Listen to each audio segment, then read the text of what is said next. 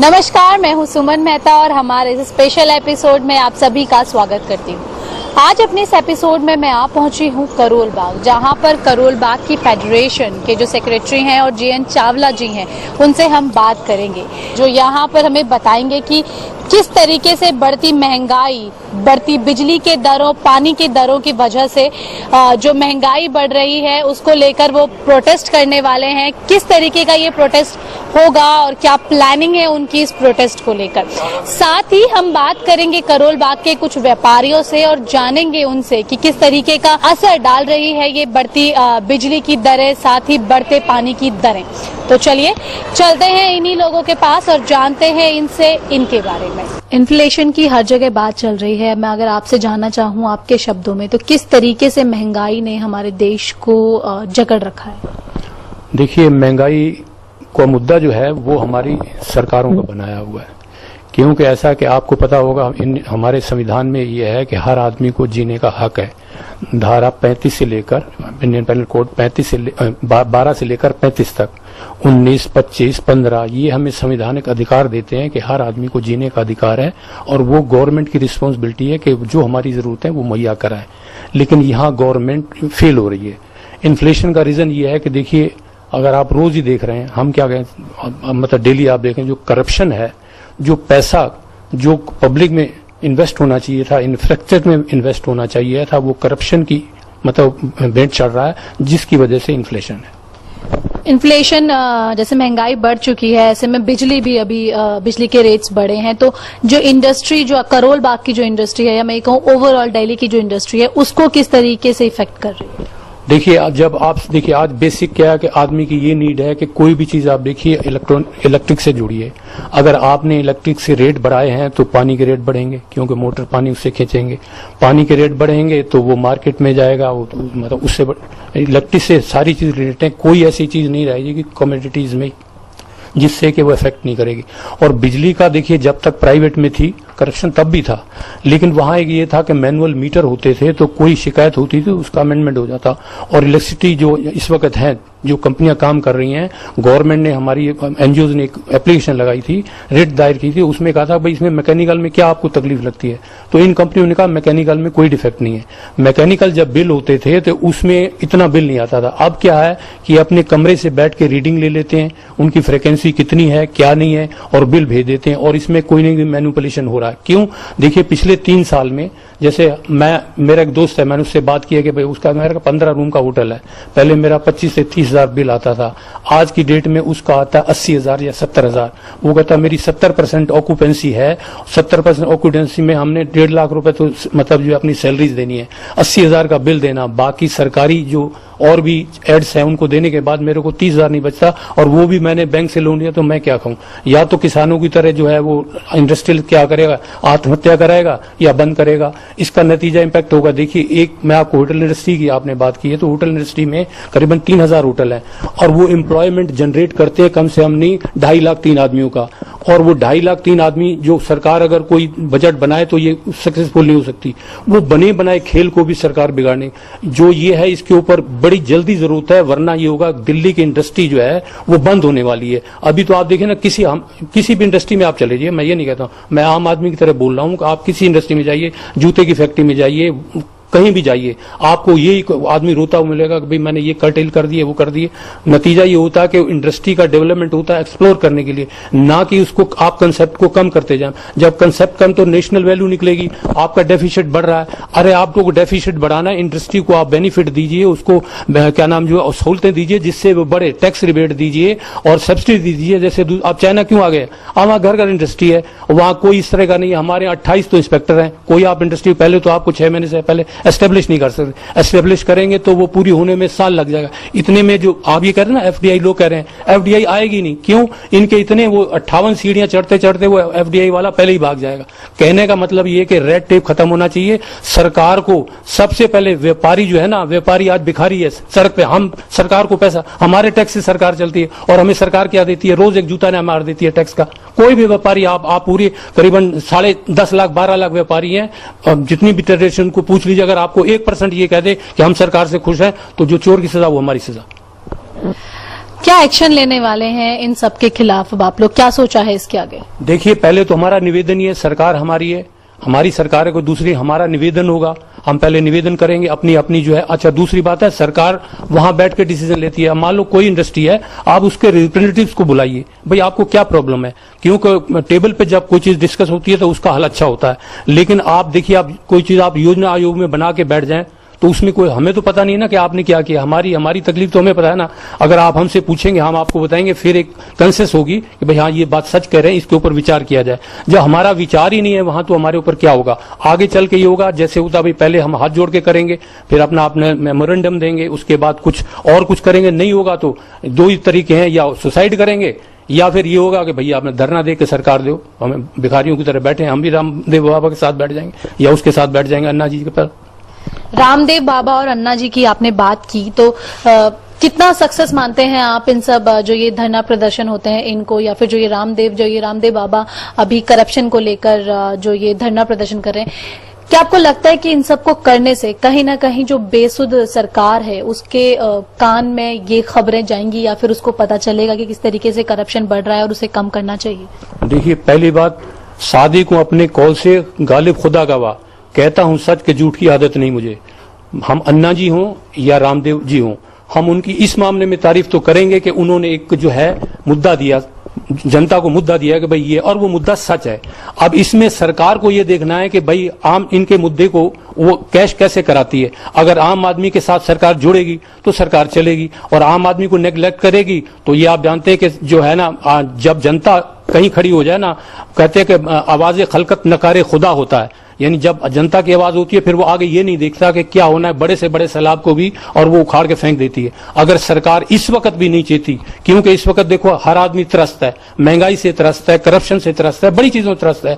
आदमी को इस वक्त मलम की जरूरत है, व्यापारी को भी, हर आदमी को। सरकार को चाहिए कि अपनी जो एक इमरजेंसी मीटिंग बुलाए, भाई रोज अखबारों में आ रहा है, लोग तंग हैं, क्या कर रहे हैं हम आप, और जनता को एक मैसेज दे। हम चाहते हैं कि सरकार बनी रहे, लेकिन मैसेज दे कि हाँ भाई हमारे लिए क्या कर रहा है। देखिए, आप कहती है, मैं कहता हूं कि आपको, वो कहती है गवर्नमेंट डेफिसिट में जा रही है। अरे भैया, डेफिसिट में क्यों नहीं जाएगी? जिन चीजों को आप बढ़ाना चाहिए, जिस इंडस्ट्री, देखिए टूरिज्म, एक मैं बताता हूं, होटल इंडस्ट्री ऐसी है कि ये इनको 1.6 तक का जो है इनका डेफिसिट कम कर सकती है। एक्सपोर्ट हमारा जो है वो खत्म हो रहा है, आप एक्सपोर्ट को बढ़ाइए, जो इंडस्ट्री आपको बेनिफिट दे। देखिए टूरिज्म के कई कंट्री चलते हैं, लेकिन हमारे यहाँ कुछ नहीं। हमारे यहाँ क्या होता है कि इनके नुमाइंदे फॉरेन कंट्री में जाते हैं, सैर करके आ जाते हैं, क्या देश के लिए करके आए वो पता नहीं। अरे भाई, हमारे मेंबर्स को लेके जाओ, हम बताएंगे भाई यहाँ हमें बैठने की जगह दे, हम अपने उसको जो है बताएंगे कि हम क्या आपको फैसिलिटीज दूसरे कंट्री को दे सकते हैं, और वो हमें गवर्नमेंट सहूलियत करे जिससे फॉरेन करेंसी है। तो जो ये एफडीआई ला रहे हैं, एफडीआई तो देखिए, पहली बात तो पहले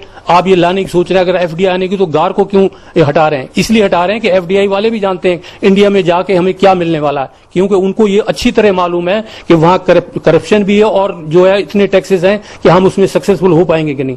हम एफडीआई के खिलाफ नहीं है, लेकिन एफडीआई जो पहले अपनी कंट्री को आप खड़ा कर लीजिए, फिर कुछ भी करते फिरिए, हमें रोजी रोटी कपड़ा मकान दे दीजिए, आप एफडीआई का कुछ और भी ले, हमें कोई एतराज नहीं। पहले हमें तो खड़ा कीजिए ना। We don't want to parasite living the charity of others, we want to stand our own legs, we don't want that anybody should come and he said make me parasite. और उसके लिए गवर्नमेंट कुछ नहीं कर रही। हमें संवैधानिक अधिकार जो है, रोटी कपड़ा मकान, रहने का, एजुकेशन का, वो हमें प्रॉपर नहीं मिल रहे हैं। क्या डिमांड्स रखी हैं आप लोगों ने अपने इस, जो आप लोगों ने जो आंदोलन शुरू करना है इस पर, और किस तरीके से ये आगे चलने वाला है? कितने लोग, कितनी फेडरेशन इसके साथ जुड़ी हैं? देखिए ऐसा ना, अब तो पहले फेडरेशन की मीटिंग होगी, अब उसमें हर आदमी अपनी अपनी इंडस्ट्री का वो जो लगाएगा अपना, भाई हमें क्या तकलीफ है, वो हम सरकार को निवेदन करें। निवेदन क्या, हम नतमस्तक होकर निवेदन करेंगे, भाई हम तकलीफ में हैं और हम चाहते हैं सरकार हमारी सुने और हम सरकार के साथ रहें और ये सरकार मजबूती से खड़ी हो। लेकिन जब देखिए आपको मैं 10 दफा आपके पास रिक्वेस्ट लेके जाऊं तो कहते हैं ना, फिर आदमी खुदा को भी पत्थर समझता है। वैसे पत्थर खुदा है, लेकिन जब उसके ऊपर कोई नहीं होता, विश्वास हट जाए तो वो पत्थर ही कहलाता है। सरकार से हमारा निवेदन है, विनम्र निवेदन है, हाथ जोड़ के, बल्कि दिल्ली सरकार से क्या सेंट्रल सरकार से हम निवेदन करना चाहते हैं, व्यापारी जो है वो देश की रीढ़ की हड्डी है, इसे मत तोड़ो, इसे मजबूत करो, आपका देश मजबूत होगा। लेकिन पिछले 5 सालों में अगर यूपीए के पूरा जो खाका चिट्ठा है उसे देखा जाए तो कहीं ना कहीं आपको क्या लगता है कि हमारा देश कहां पहुंचा है?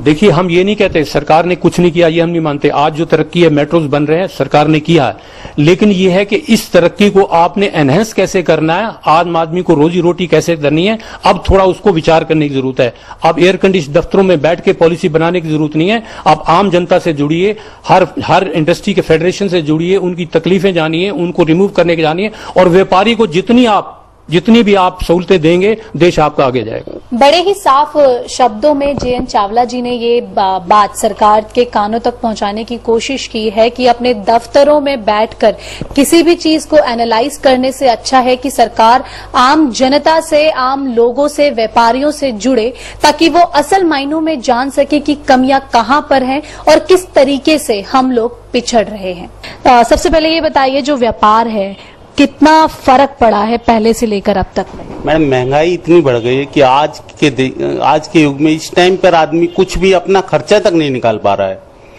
किसी तरीके से हमने छोटा सा लोन लेकर एक छोटा सा व्यापार चालू किया है, मगर आज उस लोन की किस्त तक मैं नहीं 3 महीने से लगातार दे पा रहा हूँ। मेरा स्टाफ है वो तनख्वाह के लिए इतना परेशान है, अपने खर्चे नहीं निकल रहे हैं। टैक्स हो गया, बिजली हो गया, पानी हो गया, और इतने खर्चे हमारे ऊपर इतने बढ़ा दिए हैं सरकार ने कि हम किसी भी तरीके से उसको नहीं पूरा कर पा रहे हैं। आज हमारे अपने खर्चे भी पूरे नहीं हो पा रहे हैं। मैम, मेरा नाम MC मिश्रा है, और आज की तारीख में जो ये बिजली के बिल बढ़े हैं और इतनी महंगाई बढ़ी है, इससे बिल्कुल काम धंधे पे बिल्कुल इतना असर हुआ है कि बिल्कुल ये समझिए कि 10% काम रह गया है।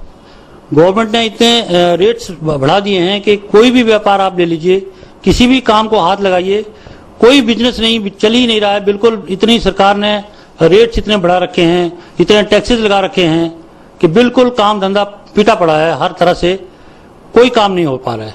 मैडम, मैं होटल बिजनेस से काफ़ी दिनों से जुड़ा हूँ। पढ़ाई करने के साथ साथ मैंने नौकरी की, उसके बाद मैंने बिजनेस करने का सोचा था कि शायद मैं भी एक दिन बड़ा आदमी बनूंगा, लेकिन वो बड़ा आदमी का ख्वाब अभी तक तो पूरा हुआ नहीं। आगे हो सकता है कि नहीं हो सकता है, ये मालूम नहीं। क्योंकि महंगाई होटल इंडस्ट्री नहीं, ओवरऑल जो महंगाई है लोगों को त्राही करने के लिए मजबूर कर दिया हुआ है। लोग जो हमारे कस्टमर आते हैं वो कहते हैं कि अरे यार, जिस कमरे का किराया आपने 700 रुपये लेना है, 750 रुपये लेना है, उस पर लग्जरी टैक्स लग गया है, जो कि नहीं था। 1000 के ऊपर लग्जरी टैक्स लगता था, अब दे हैव टू पे एक्स्ट्रा मनी। 1000 के ऊपर 15-10% लग्जरी टैक्स लग गया हुआ है, वो एक एक्स्ट्रा उनको पे करना पड़ता है, जिससे वो सीधा सा बोलते हैं कि नहीं यार, ये बहुत ज़्यादा है, महंगे हैं। इसके अलावा ये तो एक क्राइसिस है जो हमें फेस करना पड़ता है कि जहाँ से हमें पैसे आते हैं वो देने वाले लोग भी महंगाई से इतने त्रस्त हैं कि वो कोप नहीं कर पा रहे हैं।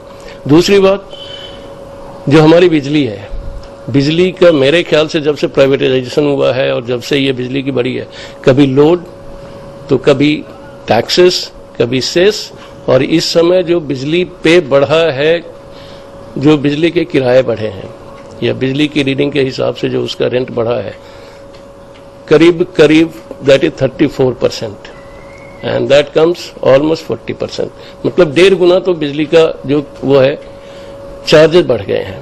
एक बहुत बड़ा बोझ होटेलियर के ऊपर है। एक तो महंगाई के चलते लोग आने कम हो गए, सबका बिजनेस प्रभावित है, और हम लोग जहां स्टैंड करना चाहिए कहीं भी स्टैंड नहीं कर पा रहे हैं, अपने बिजनेस को चला नहीं पा रहे हैं, और इसका सबसे खामियाजा हमें भरना पड़ता है, और हमारे साथ साथ जो हमारे काम करने वाले कामगार हैं, स्टाफ। ओवरऑल सबसे पहला क्राइसिस का जो टारगेट होता है, जहां हम खर्चे कम कर सकते हैं, वो स्टाफ ही है। बाकी चीजें हम कम नहीं कर सकते, और इसमें सिवाय स्टाफ को कम करने के और दूसरा कोई चारा नहीं रह जा सकता है। यहाँ पर व्यापारी से मेरी बातचीत करने पर मुझे पता चला है कि जो बिल है उसकी रेटिंग में भी किसी तरह का बढ़ावा है। मतलब जो पहले यूज करते थे उसी तरीके से इलेक्ट्रिसिटी यूज हो रही है, लेकिन जो बिल है काफी बढ़कर आ रहा है। क्या आप भी इसी तरह की प्रॉब्लम्स फेस कर रहे हैं? मैम, बिल का कुछ पता ही नहीं चलता है कि कितने % हर महीने बढ़ रहा है। हर महीने बिल की बढ़ोतरी हो रही है, और इतनी बढ़ोतरी हो रही है कि आदमी सोच भी नहीं सकता। आदमी 10-15% तो यूं ही अब सोच के चलता है कि आज अगर 10,000 का बिल आया तो अगले महीने में 11,000 का आएगा, लेकिन पता चलता है कि 10,000 वाले बिल वाले को नेक्स्ट मंथ में 15 या 18,000 का बिल चुकाना पड़ेगा। यही समझ में नहीं आ रहा है कि इस तरह से खर्चे आम आदमी कैसे चलाएगा, कैसे चलेंगे, और क्या इस हिंदुस्तान का होगा। जब तक हम लोग अकेले तो इसको कुछ नहीं कर सकते, लेकिन हमने फेडरेशन वालों से भी संपर्क किया है कि इसके बारे में कुछ ना कुछ सोचा जाए, कुछ ना कुछ किया जाए, और अगर यही हाल रहा तो मुझे तो लगता है कि आम आदमी दिल्ली से ही भाग जाएगा। मैडम, बिजली के रेट इस तरीके से बढ़ाए हैं कि कोई सोच भी नहीं सकता है। हमारी वही फ्रीक्वेंसी, वही जितना पहले चलता था उतनी ही चीजें चल रही हैं, मगर आज हमारा 30% बिजली का बिल ज्यादा आ रहा है, बिना किसी अलग चीज, हमने कुछ नहीं अलग से लगाया। वही जो पहले, आज अगर 7,000 का बिल आता था, आज 10,000 का बिल आ रहा है। 30% बिल ज्यादा बढ़ गया है।